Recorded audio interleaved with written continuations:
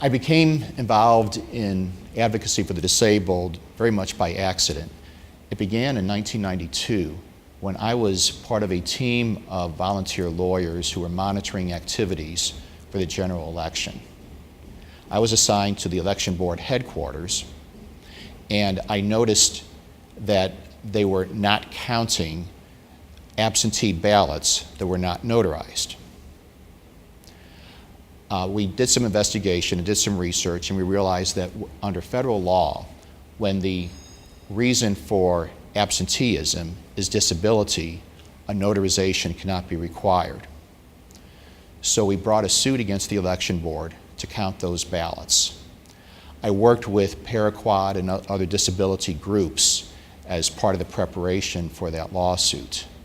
And I was called to testify a few days after the election. I run over to the courthouse, I testify, the election board decides to change its position. It agrees to count the ballots of the disabled voters that were not notarized. That changed the result of one election, my own state representative, who then defeated a longtime incumbent.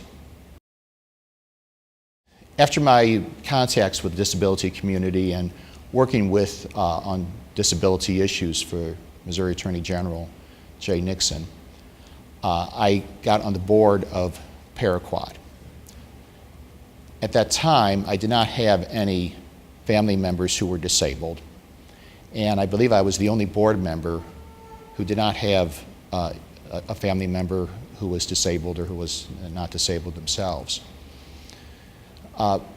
Later on, I experienced disability in my family. My mother had Parkinson's and eventually had to use a wheelchair all the time.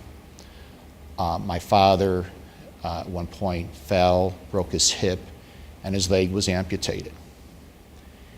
And my experience, I think, is probably not that unusual. I think most people at some point in their lives are going to have a close family member who has a disability. And that's one of the reasons why it's so important to make sure that we have opportunities and accessibility for the disabled. My most satisfying case in private practice occurred just a few years ago.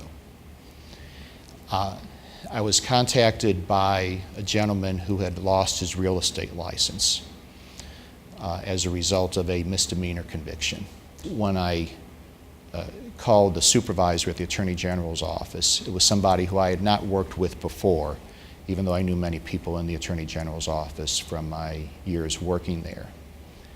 And he said, Irv, we have not worked together before, but your reputation precedes you.